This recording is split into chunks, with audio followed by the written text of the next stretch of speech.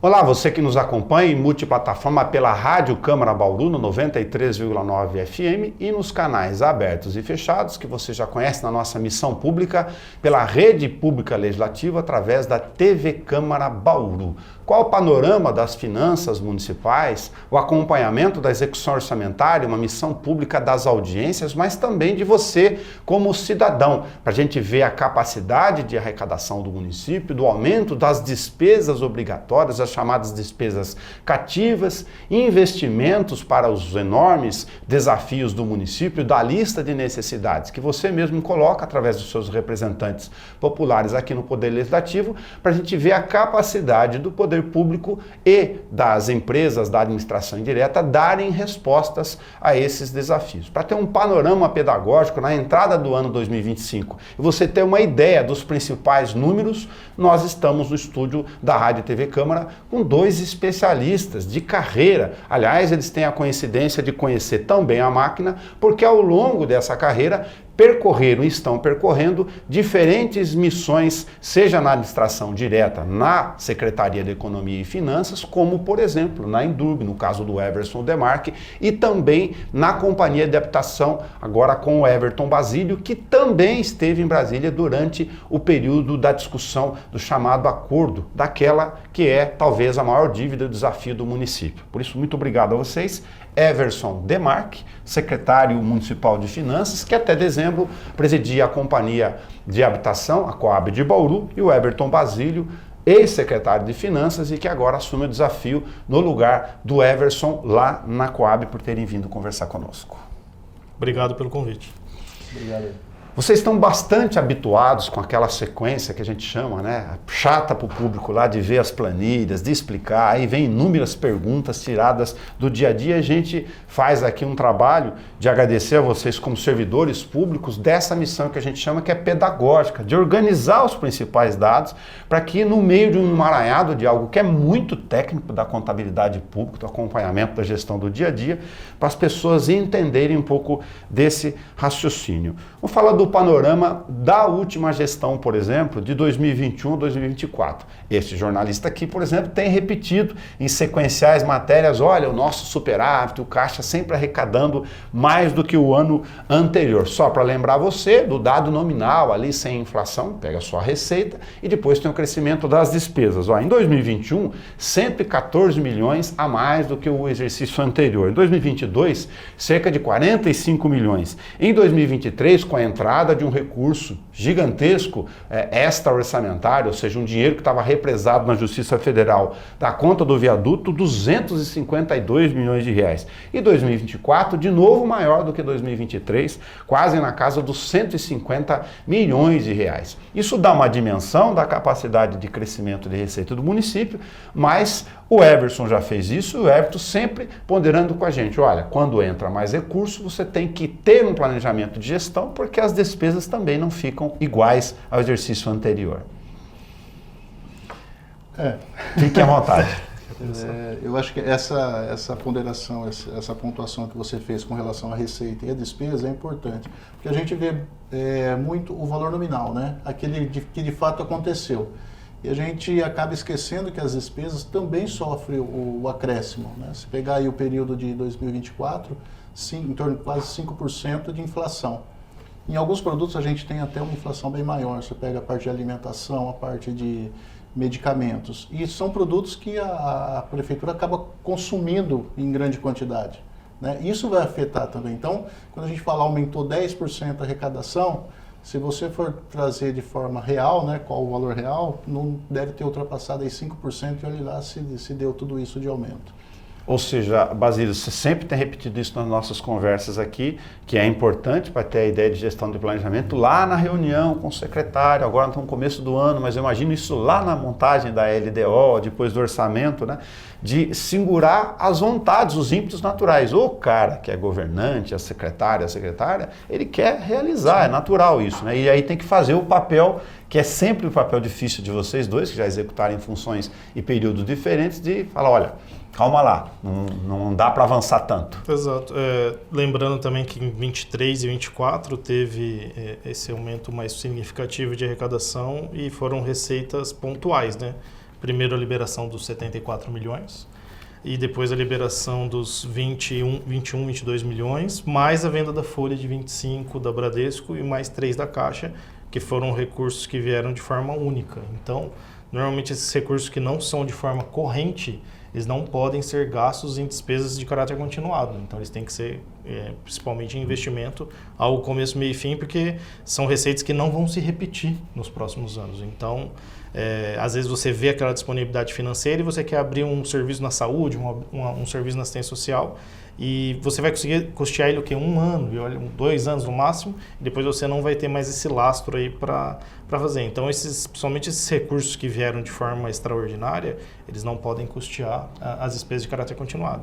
E com base no que você comentou, Nelson, é isso, né? A Secretaria de Finanças ali acaba muitas vezes sendo o vilão, né, dos sonhos, o pessoal tem lá todas as programações, e aí na hora que a gente vai discutir o orçamento, a gente vê que boa parte do que já está previsto de arrecadação está previsto com serviços já executados, e aí acaba criando uma limitação de novos serviços. Aí a gente tem que pensar ou num contingenciamento de algumas despesas, algumas coisas que já foram realizadas, ou até pensar em alguma situação de achar uma forma de aumentar os tributos. Se a gente parar para pensar nos últimos 4 anos, né, que você comentou de 21 a 24, alguns fatos importantes, além da liberação da dívida, a venda da folha que aconteceu nesse período, a gente teve a troca do sistema tributário, a própria troca do sistema tributário dando mais ferramenta ali para a parte de auditoria, gestão fiscal, os técnicos da prefeitura, da finanças, automaticamente ele já faz com que ocorra um incremento maior na receita. A própria parte do georreferenciamento proporcionou um aumento de receita cobrando o justo, né? Agora a gente viu com algumas notificações que foram enviadas. Então é cobrar o justo, não é cobrar nada além do que é o correto. E a gente estava também finalizando, agora eu acredito que o Everson vai finalizar, um processo que era cobrado muito pela auditoria, e se vai dar certo, que é o do valor adicionado, para a gente poder cobrar do Estado o valor real do ICMS, que também, ao longo do melhorar tempo, o índice, vai acabar acarretando num bom um investimento ali de curto prazo para vir um aumento de arrecadação e aí sim uma despesa de uma receita continuada que aí proporciona talvez algumas possibilidades de aumento de despesa de caráter continuado. Além desse raciocínio, Demarque, aí a gente tem para o horizonte para as pessoas pensarem de que quando você amplia serviços estruturais, né, permanentes da marca, como comentou o Basílio, a gente olha lá os desafios na hora de construir esse raciocínio. A gente sempre comenta de comparar, por exemplo, que eu gosto de acompanhar orçamento há muito tempo, eu fico olhando cidades mais ou menos do mesmo porte populacional, Franca, Piracicaba, aí quando eu vejo o valor agregado deles em relação ao imposto de renda, a performance de ICMS por causa da indústria de transformação, estão num patamar, no caso de Piracicaba, muito melhor do que nós. Isso mostra que a nossa renda per capita, apesar, para ponderar aqui, do que eu chamo de superávit, na verdade é receita maior um ano do que o outro, é bom ter esse resultado desse ciclo, mas preocupa para quando você olha para o horizonte, para o prazo. Sim, porque é a continuidade dos serviços públicos, está dentro dessa lógica. Você tem que manter o mínimo de serviços, os serviços que a gente chama de despesas continuadas, e um setor que é vamos falar assim, o coração da manutenção dessa receita é a parte de fiscalização, a auditoria, né? A gente tem a mania de muitas vezes aumenta a construção de casa e acaba esquecendo de comunicar o setor público, né? E a segunda etapa a gente acaba esquecendo. Mas é normal, acho que a população tem esse costume, e cabe aí a fiscalização ficar em cima para que não tenha essa renúncia de receita, que é o que o Everton comentou. E evoluindo, nós temos aí tecnologia disponível agora, cruzamento de dados, banco de dados fornecidos aí por outros órgãos também, que pode ajudar a gente nessa fiscalização. É um trabalho que já tinha se iniciado com o Everton, e a gente vai dar continuidade aí até por conta dessa necessidade de aumentar, né, a arrecadação e trazer aí novos... Porque a população também cresce, né? Sim. E você vai demandar mais serviços. Se você está passando por um momento de crise, inflação alta, desemprego, essa população vem, é o inverso, né? Ela vem demandar o serviço público. Então, no momento de crise, a administração pública tem mais despesa do que no momento... É mais procurado. Bem mais procurado.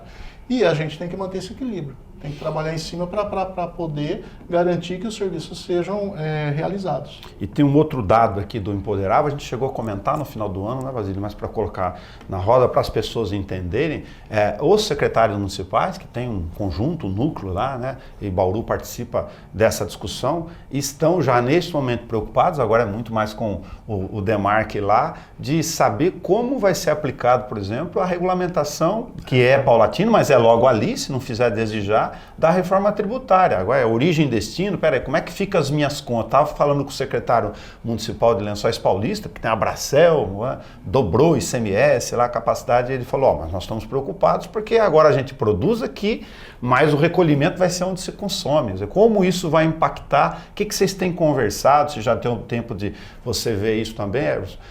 Dessa preocupação natural dos municípios tentar, bom, eu vou ver a minha realidade e ver como é que eu fico daqui para frente.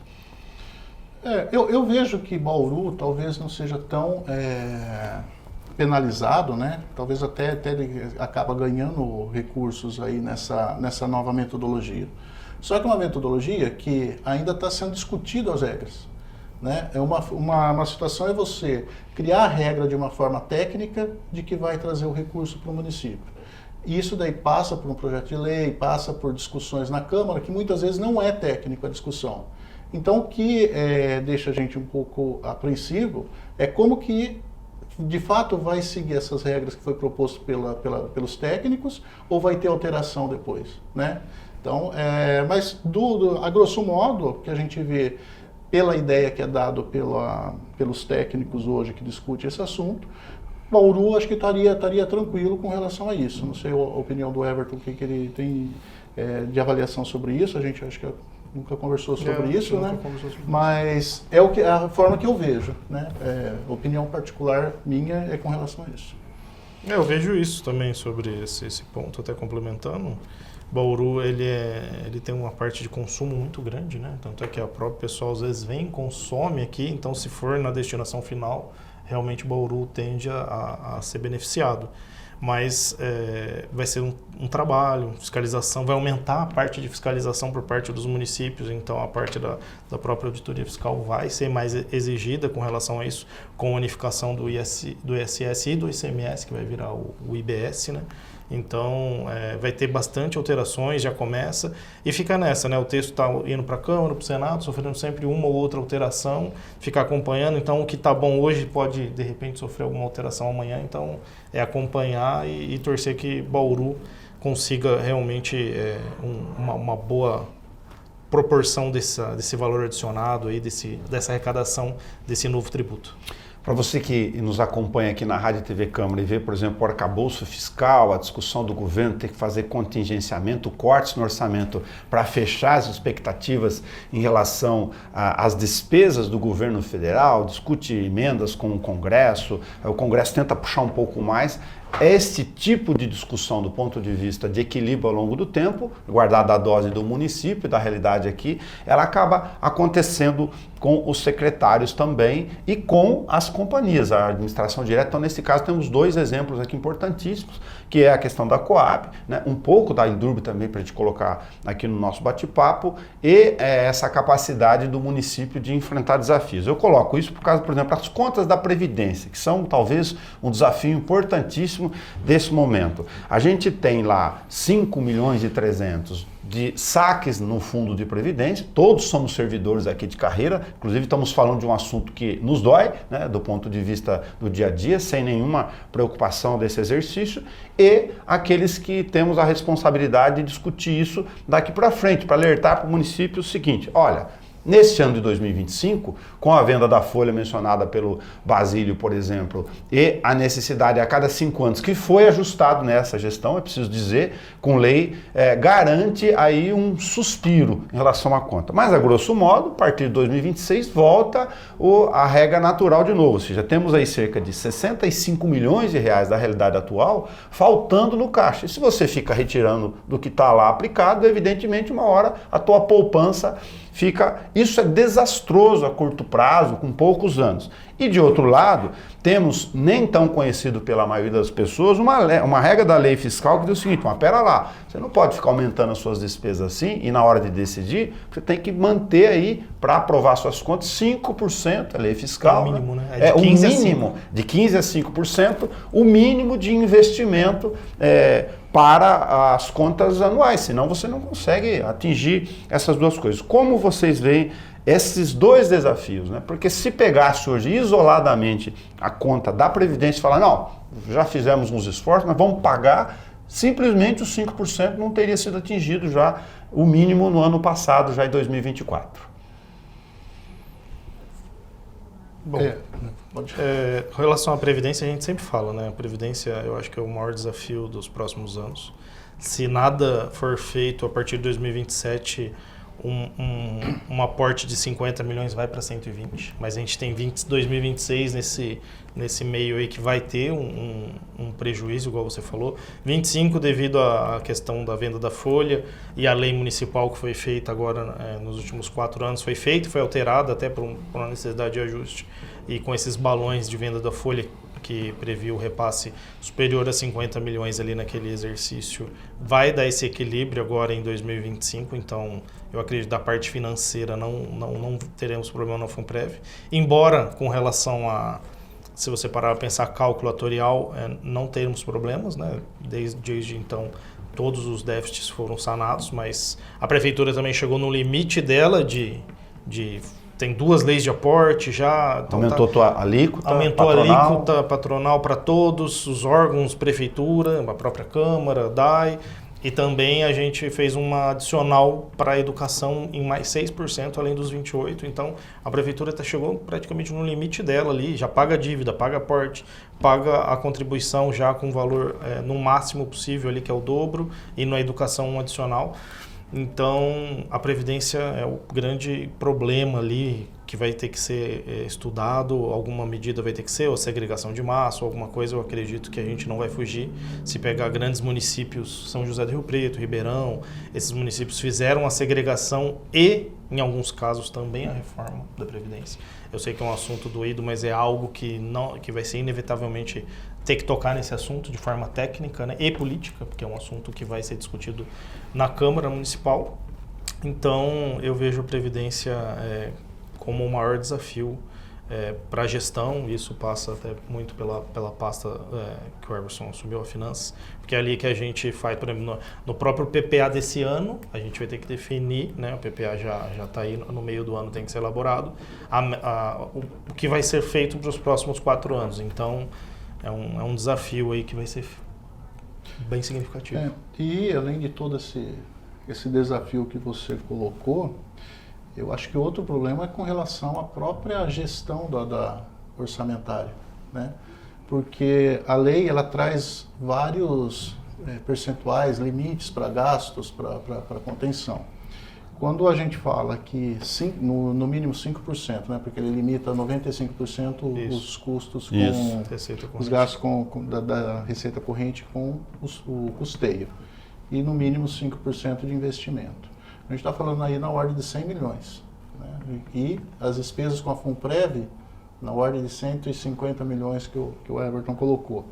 Agora imagina se a gente faz um planejamento, né, estimando receitas assim de uma forma mais otimistas, e essas receitas não se realizam. Você compromete o serviço público, porque você vai ter que segurar as despesas de custeio, né? Inclusive nessas despesas entra a parte de pessoal, o próprio repasse para a Funprev, né, sai uma parte dessa... As outras dívidas, né? Os PASEP, a dívida federalizada. Sim, Os vetores acabam se entrelaçando. Se eu seguro no pessoal, mando menos dinheiro para a Funprev, vai ter outro efeito lá também. Exatamente. Se eu fiz uma previsão de uma receita, se a RCL não se concretizou, eu tenho que garantir os 5% de investimento. Mas como que eu reduzo esses 95% de despesas que é de caráter continuado? Então, cada vez mais está se fechando aí o quebra-cabeça, e a gente tem que ser o mais eu acho que moderado na hora de fazer os orçamentos, né, aquele cuidado de exatamente você estar consciente da receita que você está prevendo ali. Até para não ser cobrado depois pelo tribunal, porque você faz uma receita superestimada, depois vem apontamentos nesse sentido, né? Sim, porque a receita do município ela está totalmente vinculada à economia, né? Sim. Então, quando a gente pega o ICMS, que é a maior receita do município, hoje está ligado o quê? A circulação de moeda, da mercadoria. Se a população tem algum problema na renda e cai o consumo, automaticamente vai interferir no resultado da receita do município e vai interferir no serviço que é prestado para a população lá no final. Nessa engenharia aí, só para as pessoas terem alguns indicadores adicionais, tudo isso sempre em audiência pública específica de cada ente do governo, são apresentados por quadrimestre, isso é exigência da lei fiscal, a gente sempre fala de forma pedagógica aqui, para a população acompanhar. Aí você tem lá, inclusive, um amadurecimento da tua capacidade de verificar o que é possível realizar dentro da nossa receita, é como na sua casa, né? Você pode ter o sonho de trocar o teu carro, agora depois vai ter seguro, IPVA, manutenção do veículo no dia a dia e colocar a gasolina no tanque. É mais ou menos esse raciocínio na hora de fazer uma decisão sobre um gasto fixo ou um investimento pontual, eu digo, da ocasião no dia a dia, que também é necessário. Você tem a dívida federalizada ali na frente, que 2029 ela se extingue. Aí alguém já pode estar falando, opa, pera lá, então vai ter 1.600.000 de alívio no caixa. Não é bem assim. Você viu que o Basílio acabou de comentar aqui, que tem uma parte da aporte da Previdência, que sai de 50 para 120, fora o déficit que a gente está falando aqui, porque lá atrás, quando foi feito o financiamento e o ajuste da Previdência, só para as pessoas entenderem, né, de olhar no tempo, foi mais que escalonado, mais ou menos isso, falou, olha, vamos até 2029 para mudar, para poder equilibrar as duas coisas. Foi o que pensou na origem, mas não contavam que a gente estaria numa conta hoje um pouco mais difícil, né? A federalizada sai logo ali, mas entra uma conta maior. Parte da Previdência, exatamente. Agora, a prefeita tem outros desafios e a cidade, a gente falou aqui, tem as questões naturais do dia a dia. Só para lembrar, ao longo das últimas gestões, né, porque a gente analisa aqui o corpo do município, não há uma gestão em específico. Lá atrás, por exemplo, a cidade optou, nos anos 90, para emprestar dinheiro do antigo Chase Manhattan, fazer o viaduto aqui, depois acabou demorando um tempo, aí a questão da obra finalizamos. Depois tem a questão da ET, só para lembrar, a estação de tratamento de esgoto, foi criado um fundo para isso, estamos discutindo lá, agora você vai pela concessão, esse dinheiro continua sendo pago por todos nós, vocês, na nossa conta. E na gestão do Rodrigo, por exemplo, fez o PAC, o Programa de Aceleração do Crescimento, para um empréstimo, um financiamento que estamos pagando, né, pontualmente dos programas de asfalto lá de trás. A prefeita, logo na posse, aqui gravou com a Rádio e TV Câmara, para você ver lá, tem o boletim específico, falou, olha, nós vamos fechar os bairros, é um raciocínio razoável, né, dos asfaltos que a gente fez, até porque senão entra a erosão, estraga tudo que fez e não tem sentido você ter pontas de bairros para isso, mas ela quer avançar um pouco mais, tem obras de financiamento de maior porte, tem uma série de desafios para fazer, a Avenida Água do Sobrado seria de enorme porte, não só para um governo, ou seja, ela confirmou que está agora com o DEMARC discutindo, fazendo contas lá, para logo na abertura do ano legislativo, agora a partir de fevereiro, apresentar para a Câmara, olha, vamos fazer um financiamento. Nós estamos falando de conta aqui, olhando lá para frente. Se olhar só a regra fiscal da nossa capacidade de endividamento, estamos bem. É possível, com folga, até fazer isso. A questão aqui é colocar na mesa até que ponto a gente pode ir em relação a isso ou aquilo. Talvez esse seja um desafio. Exato. E da parte do financiamento ainda eu acho que tem que fazer algumas análises, quais os bairros, porque para apresentar para a Câmara, eu lembro que teve uma discussão dessa no governo anterior, teve que apresentar os projetos também. Além de falar do valor, você acaba vinculando, teve uma vinculação, não é só a autorização em si, né? Exatamente. Então, eu acho que está nessa parte desses estudos, caso tenha em andamento, para você ter uma noção se o que está sendo planejado vai caber no orçamento ou se vai buscar algum recurso externo, né? Então, pelo menos enquanto estava lá em dezembro, a Finanças ainda não tinha participado dessa conversa, porque a própria Secretaria de Obras está fazendo algumas avaliações e depois existem vários processos em andamento que devem dar execução em 2025, para depois eu acho que planejar os que faltam e sim se pensar em um financiamento. O Everson pode complementar com relação a isso, mas eu acho que essa era a ideia, né, Everson? Eu não. A Secretaria de Finanças é a parte final. Sim. Né? Depois que se discutiu, se verificou o que tem que fazer, então não chegou esse momento ainda de falar. Mas eu acho, Nelson, assim, investimento, como você falou, às vezes tem uma galeria de água lá e com a chuva isso daí está se deteriorando. Então é importante eu colocar o asfalto. Tem a população que precisa desses investimentos. Pegar aí os distritos industriais. É importante ter esses investimentos. Por quê? Tudo isso vai voltar para a população. Exato. E o setor público também tira proveito disso. Por quê? A partir do momento que ele passa o asfalto em uma rua, esse terreno vai ser valorizado. E ele vai retornar isso aí através de Tem IPTU. Consequências benéficas da escala de investimento. Talvez você antecipe essas obras para você ter um retorno mais rápido do que ele traz. Você pega um investimento no distrito industrial. A possibilidade de ver mais empresas que você está com ele estruturado, está com ele asfaltado, a parte de energia elétrica com a estrutura correta, trazer essas empresas fica mais fácil. E você vai gerar emprego para a população. Essa população vai consumir mais e vai trazer o que a gente estava falando agora há pouco, do ICMS, aumentar o ICMS para o município. Então, é uma cadeia de produção. Quando você faz um investimento no município, no estado, né, a gente verifica isso. Geração de emprego. É geração de emprego, indireta, a roda gira, né, a roda gira. Então, tem até a linha de pensadores economistas que, em algum momento, quando você está verificando crise, eles entendem que o governo deve gastar mais, deve investir, mas gastar da forma certa, né? Sim. E investimento, que isso vai gerar receita para o órgão, para o setor público, e ele vai continuar o serviço dele de prestação de serviço para a população. Então, veja, se o investimento é bem feito, é bem detalhado, nos locais onde vai trazer esse retorno, eu acho que é importante. E a outra questão decorrente disso, mas só para ponderar aqui, é que se você também não faz, no caso da infraestrutura básica lá, você tem uma conta muito maior, porque aí deteriora, estraga, vai ficar muito mais caro e não vai mexer. Você vai gastar na saúde com a população, você vai, né? Exatamente. Nesta balança, agora tem uma inversão aqui recente de papéis e responsabilidades. O Everson Demarque acaba de encerrar um ciclo depois de ter passado pela Endurbe na Coab para o chamado acordo da dívida do FGTS, enfim, é uma escala bilionária lá que está em andamento há um tempo. E o Basílio acaba de assumir esse desafio. Essa é uma questão que a gente repete aqui ao longo do tempo, acho que a gente já gravou alguns programas, né? Tem um documentário até da TV aqui, porque ela está pendente há décadas, é essa escala mesmo.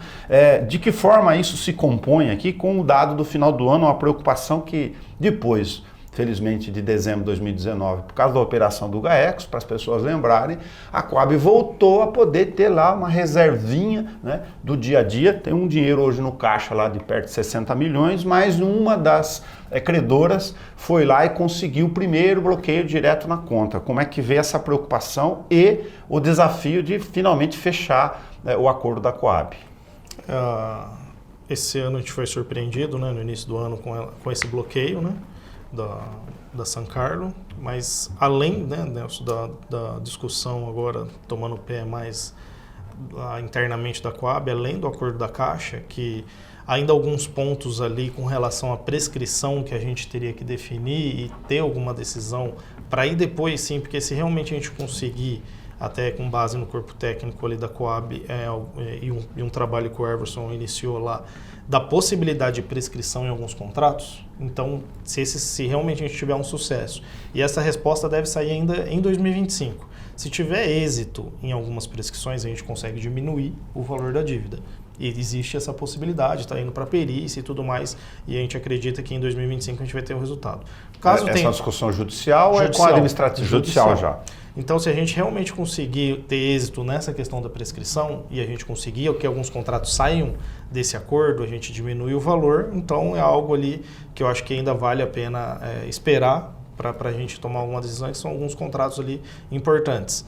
Então, a ideia é, ainda no início do ano agora, ir lá em Brasília, bater um papo, conversar. Parece que teve uma troca, o Everson até me comentou, uma troca de gestão ali também internamente na Caixa, das pessoas até que a gente conversava. Então, bater um papo, sentir. A gente tem o crédito FCVS, que outra demanda que o Everson começou, em alguns contratos que a gente sabe que não tem a prescrição, tentar fazer já a quitação desses pequenos contratos. Então, a ideia é dar andamento no plano de ação ali que o Everson elaborou. Eu estou estudando esse plano de ação, estou precisando muito mais dele do que ele de mim, porque ele já foi secretário, ele da finanças, ele entende tudo. Então, estou batendo um papo com ele, tenho essa liberdade de poder ligar para ele em qualquer momento e poder discutir isso.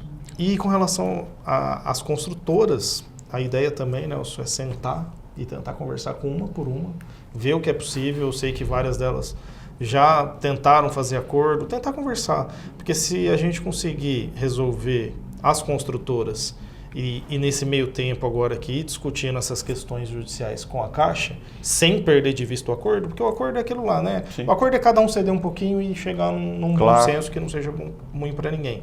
Eu acho que a gente consegue ali pelo menos resolver agora com esse caminho que o Everson trilhou e deixou ali o caminho aberto para fazer essas discussões, tanto com as consultoras quanto com a Caixa, tentar resolver isso. E eu acho que seria tipo tirar um peso ali que hoje tem nas costas da cidade, do município de Bauru.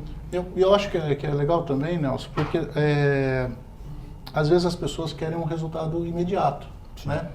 Mas esses processos, eles têm 30 anos, né, de esses contratos. E às vezes não é tão fácil, tão rápido assim da gente ajustar. Veja que em 2019 foi protocolado o pedido para levantar os títulos, né? A gente conseguiu levantar em 2023, que chega a primeira leva dos títulos do FCVS. Só para fazer o levantamento? Para fazer o levantamento e falar, está disponível para pagamento. Então, nesse período aí que a gente passou, desde 2019 que você comentou, então teve toda a preparação para fazer o levantamento desses títulos, que hoje deve estar em torno de uns 500 mil líquidos, né? 500 milhões. 500 milhões líquidos. A gente conseguiu quitar o seguro, que estava pendente e... A dívida do seguro. Dívida do seguro, que... Acho que é mais de 120 milhões. Né? Tinha dívida também do FCBS, do próprio FCBS, que descontava do mutuário e não era repassado. Não repassava. A gente fechou isso. Foram feitos, acho que, três acordos com construtoras, sem não sair nenhum dinheiro da Coab e dando a quitação, né? Então, dentro dessa... A Caixa, no meio do caminho, começou a chamar algumas construtoras. Isso, exatamente. Né? A gente conseguiu, um pouco da lista. A gente conseguiu entrar como garantindo a quitação do título sem ter que desembolsar nada. Então, foram várias ações picadas que muitas vezes não aparecem, né? E não vai ter um retorno, por exemplo, não vai ter um resultado positivo no balanço, porque essas dívidas nem estavam ainda lançadas em balanço. E a preocupação nossa e do Everton agora é justamente esses contratos da Caixa, que é o que deixa a empresa negativa. Então, quanto mais rápido conseguir quitar, ou pelo menos parte dessa dívida, é melhor para o resultado da empresa. E lembrando também, até falar em reforma tributária, hoje, se fosse fechado o acordo, Nelson, o valor do desconto que entraria como um ativo para a Coab seria um problema também. Porque teria taxação, tem que recolher. Teria que recolher e talvez seria até um impedimento, porque a gente estaria falando de milhões e milhões, próprio imposto de renda, PIS, COFINS, etc. Então, na reforma tributária, pelo que a gente estava dando uma olhada lá, existe algumas saídas que poderiam, em caso de desconto, de dívida, alguma coisa, ter uma forma legal de colocar no balanço isso sem ter esse problema. Então, como está sendo discutido essa questão, a própria reforma tributária pode ser benéfica para a Companhia de Habitação de Bauru, para a Coab Bauru. Então, mais um ponto ali para a gente ficar acompanhando a reforma tributária algo que possa ser positivo para a cidade. Tá, só para você que acompanha, ver falar FCVS, né, Fundo de Compensação da Variação Salarial, lá atrás desses contratos antigos, não pertence nem ao nosso horizonte, mas para ser didático aqui, tem um pedacinho da parcela lá atrás, inflação galopante, lembra? Que você pagava lá no mutuário da Coab para garantir que essa prestação fosse aumentando mais ou menos de acordo com o seu salário. Isso se torna em crédito agora aqui, por isso que a gente sempre coloca, tem dívida, mas tem crédito também, e essa composição dessa engenharia gigantesca é que vai fazendo do dia a dia. A gente comentava aqui antes de gravar, para colocar mais um dado, que coincidentemente, a gente estava falando das preocupações, né, dos serviços, empresas, aumentar a capacidade de zeladoria do município, e você passou lá pela Indurb, né, o desafio também da situação atual, olhando já 2024 do fechamento, está mais ou menos 0 a 0 a capacidade lá de receita e despesa, só que com um incremento de receitas por convênios, o trânsito, o aeroporto, colocar mais pagamentos de serviços na rua para sinalização, você olha para o orçamento da Indurb, você consegue ver isso.